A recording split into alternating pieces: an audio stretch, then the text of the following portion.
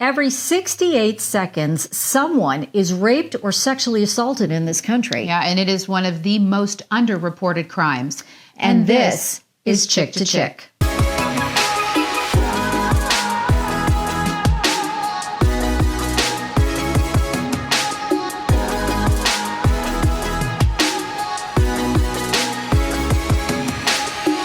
We just brought up that statistic. It's basically every 68 seconds, every minute, someone is raped or sexually assaulted in this country.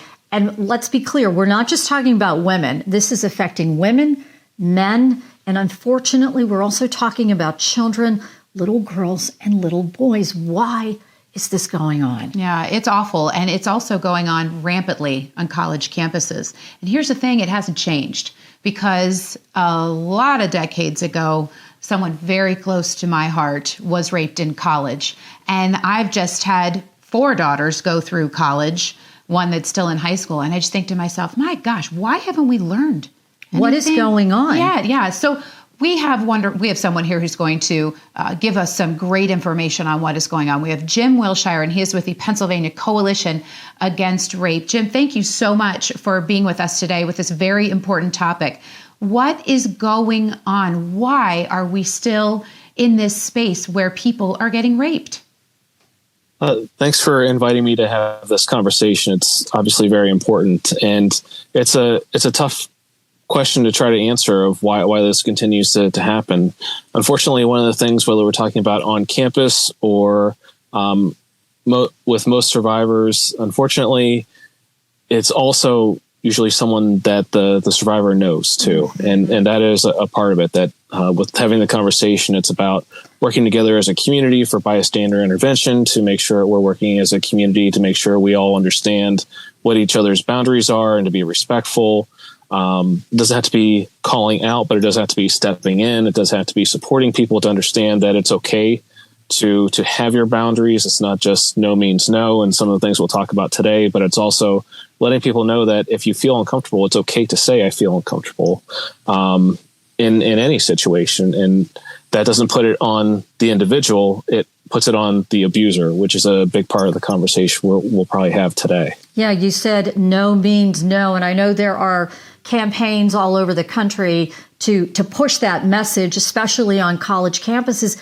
Yet it's happening at an alarming rate on college campuses. I think the statistics are 1 in 5 women, 1 in 16 men will be raped or sexually assaulted on a college campus. Why is this happening so often at colleges? And I don't think any of us will ever really know the answer for that. And I think for a lot of those students that we know that are going onto the campus, some of the things they try to do at every higher education institution and also in K-12, but especially in higher education, is have that conversation at the beginning of the year that it's mandatory on some campuses now, where we sit down, we talk about what our policies are for what sexual harassment is, for walking through for some people to understand what no means no is, to have that more respectful culture. That's a first step. The next is to take that seriously and then also try to model that behavior. And I think that might be another portion of the conversation. It needs to be ongoing in every facet, in the workplace and in our families, in different community groups, of just continuing to model that behavior of, again, hearing one another, but also then when you start to have more of those private interactions, whether it be a date or whether you're alone with someone, of listening and following through with that. And it's no means no, but it's also that no means no means now. It's also not someone that I've had a relationship with before. We've been dating for a long time. We've already been intimate before. Why is no now? That's another conversation that we walk through. All these things is helpful for people to understand that just because you've been with someone before, it doesn't mean that it's automatic consent for everything moving into the future. That no means no. The key of it is consent, and consent is every time that we're in a conversation, that we're having any kind of interaction with someone, that it is always consent isn't implied. Consent is given. Yeah, and it seems that so many of the victims they don't want to come forward. They don't want to talk about it. I don't understand why it is that it is one of the most underreported crimes. And oftentimes for survivors, they don't come forward because it takes time to process what happened, to work through everything in your mind, of the replay of what did I do? What did they do? When it gets to the point where someone is willing to come forward, the key step is always the survivor always tells someone, whether it's a family member, a friend, a roommate, whatever that person is, that they're entrusting, that when they come forward to talk to them, that is a very key point to make sure that they are heard and that they're believed. Because if I don't feel like one of the most trusted people I have is going to believe me, then there's a fear of whatever my next step is, will I be believed more than this person? Am I going to have to answer a whole lot of questions? If it's on campus and it's a Title IX issue, in addition to a criminal justice issue, I'll have to tell my story over and over again, and everyone's going to ask me tons of questions. This perfect stranger will have to repeat the story over again, and they're not going to believe me. That person that gets entrusted with that is really a key step, to just say, I hear you. I'm sorry that happened. I believe you. And then listen to them about what they say they want to do. It's also not a place to try to walk them through, well, this is what I think you should do, or try to figure out a solution for anything. It's really just listening to them and supporting them. And one of the things we would suggest is to reach out to a rape crisis center, because they know what all the options are, and they've had the education and the training to be able to just listen and be able to say, you can, if it's a recent, if it happened recently, to say, we can take you to a hospital and we can have you do a test for collection of DNA.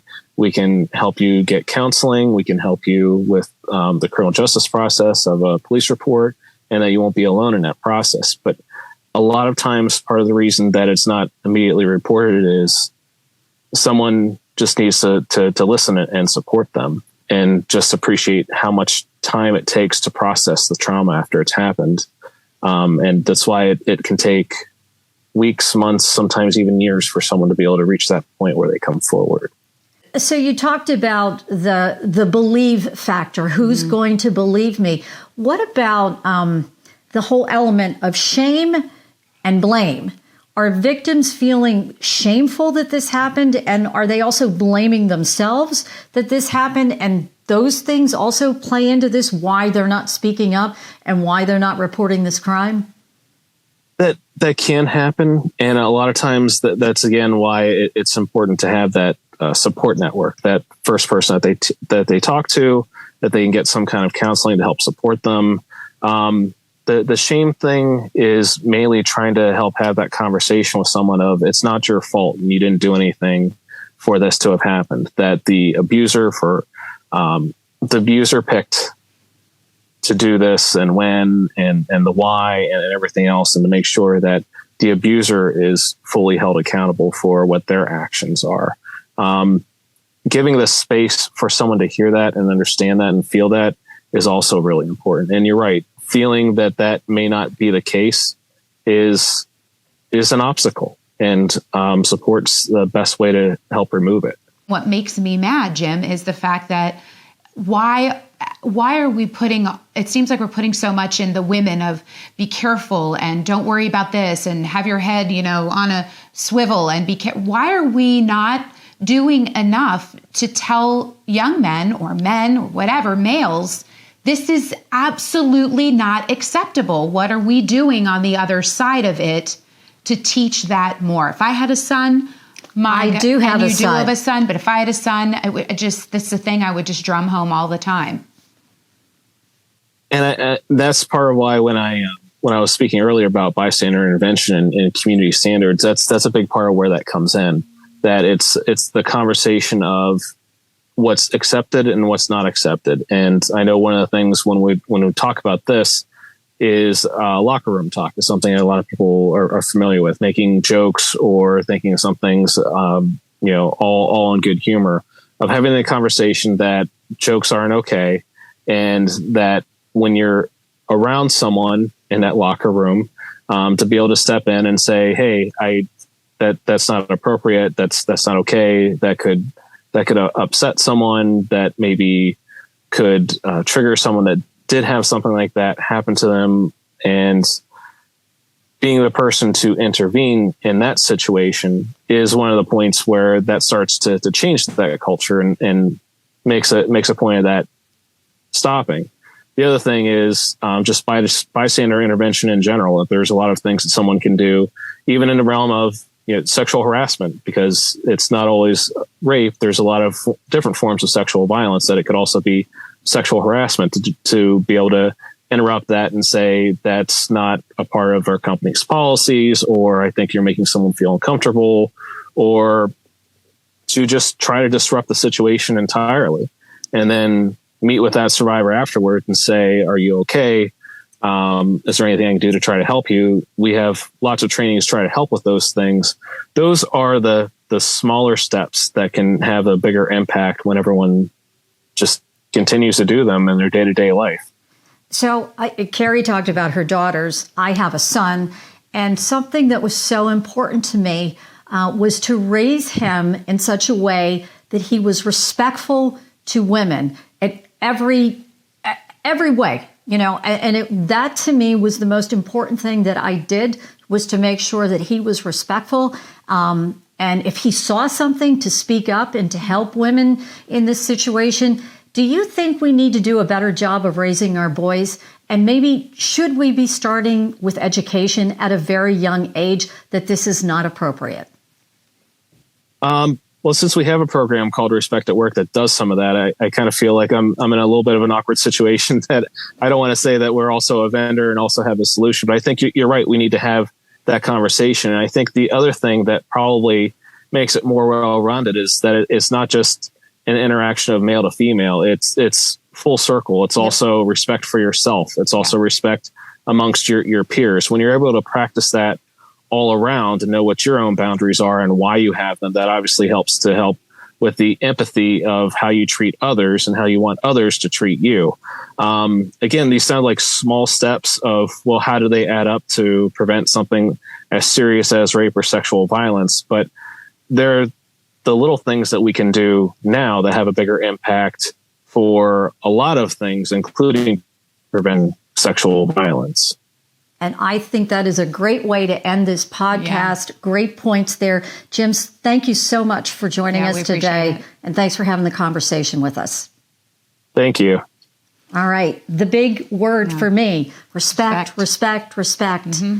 Respect others. Respect yourself. Mm-hmm. You're sending a strong message out there. We got to stop this type of behavior. We have absolutely do. I love that he brought up, stop the locker room talk. Yep. And this goes for, girls, boys, however you identify. It's not okay anymore to act like this whatsoever. We appreciate you being with us today. Listen, head over to our Chick to Chick YouTube page, like and subscribe.